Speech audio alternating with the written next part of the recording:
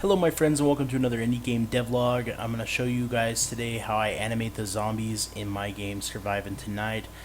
Top-down sprites, nothing too crazy, but you can see that there is this slight moving around walking image, and when it's actually laid out on the game, which I'll show you here in a few minutes, it looks really good. It really brings these enemies to life. Here's another guy, call him the Big Kip, named after my brother Kip.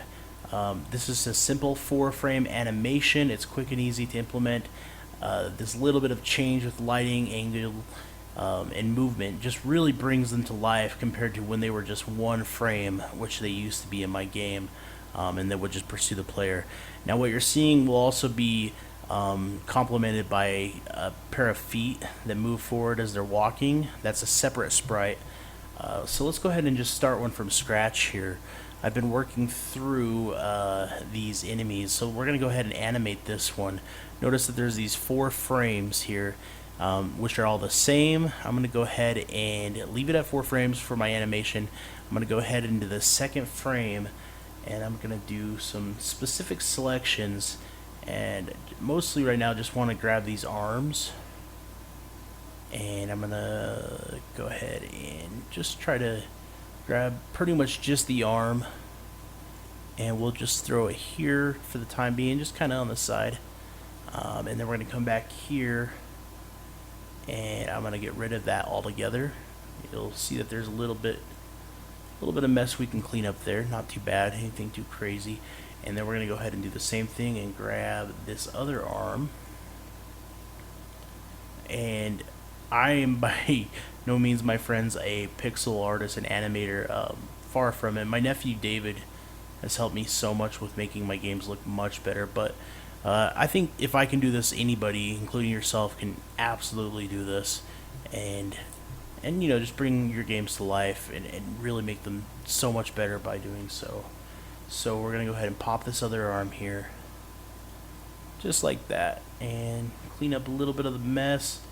I do want to clean up these little pixels here. If you look really close, they're kind of fragments of the arm, because we want this body without the arm. We are going to do some work with the head as well, but we'll wait till the very end here. So we're going to go ahead and get back to 4 frames. We've got this base, and then we'll go in here. Now this frame right here, let's just grab most of the arm, except for we're going to kind of leave a little bit of it off right there, and we're going to put this top left arm onto this 3rd and 4th frame, roughly back onto the body. We do want it to be slightly different, just for the fact that we want it to be moving around a little bit. So it doesn't have to be precise. And don't worry if we overlap this head, because we're going to fix that at the end. Okay? And then we're going to go ahead and grab this right arm. And once again, I'm not going to grab the entire thing. I'm going to leave off just a little bit here towards the end, because we kind of want to shorten it and kind of give the sense that the arm is moving in during these certain frames. And this one's going to go into the 2nd frame and then the 3rd frame. And we'll drop that right here, and in this frame drop it roughly in the same spot. Now you'll notice that we've got this 1st frame with the arms about right, and then this 3rd frame, which is very similar, although you can see a little bit of difference here. The arms in this 3rd frame have moved in. The 2nd frame, we're going to do some special rotating with the left arm, and then this 4th frame we'll do some rotating with the right arm. So let's go ahead and grab our left arm, and we're going to select it, and then I'm going to rotate it. And I suppose depending on the tool you're using, some of this might differ, but regardless, you'll want to take a rotation of it. I don't want to go too crazy. I don't want to make it drastic. I just want a slight angle change here. A little bit can be a lot here, and a little bit too much can kind of be overdone. We'll pop that arm there, and now look at that. Frame to frame, frame to frame. Head's still messed up. That's okay. We'll do the same thing with the right arm. Slightly rotate it inwards, which is kind of a natural progression when a body would be walking. And we'll pop it right there. Now, we've got these frames. We can go ahead and get rid of these arms now. We've got the 4 frames, and they're not bad, but there's obviously the head problem. So let's go ahead to this first frame, and we're gonna try to carefully select just the sprite of our player, not our player, our zombie's head in this case. Could be your player, could be any character, NPC, or anything that you're really trying to animate. And we'll just go in there. In this case, this is the undead body of an elder woman who became infected in my game, Surviving Tonight, and now chases the player, trying to eat their brains. So we've grabbed that head out of that frame, and we're going to go ahead and just pop it on here. Now this is going to do 2 things for us. First of all, there's this overlapping where the arms just straight up go over the head. That's not very natural looking. The arms need to be under the head. But the other thing is, we're not going to place this precisely where the existing head is. We're going to kind of plop it on here, maybe a pixel or 2 off, and then you'll see that frame to frame the head is actually wobbling a little bit. Beautiful, really. And here, and we'll do one more right here. And so you can kind of see that there's, yeah, it looks crazy when it's going that fast. Now the only other thing that we might want to do here is kind of clean up the arms a little bit. There's just a tad bit of overlay right here where it just kind of doesn't look right. If they're moving in, they might be that, and that's not too bad.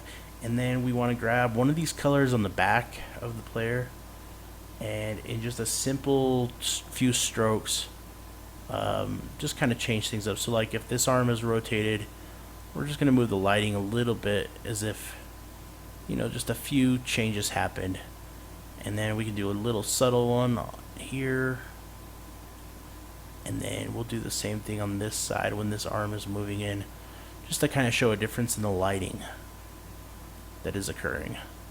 And now if we go back to our zombie, I'm going to set that to 10 frames per second, and you can see what that looks like. Not too bad. So if we go into our game, we'll see what some of these enemies look like. Most of them have been animated. I still have a few more to do. We'll head down here into the suburbs. Surely a dangerous place with lots of enemies to face.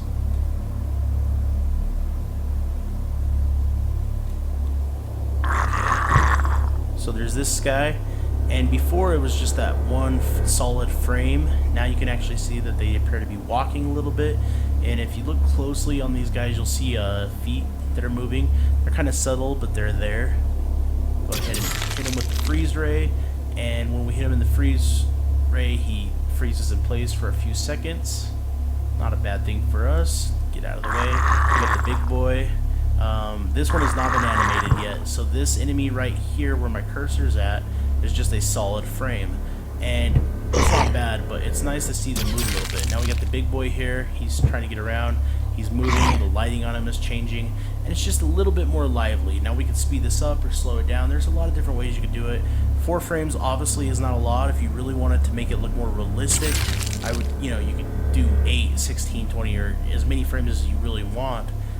But even 4 frames can really bring these characters to life. Freeze them up.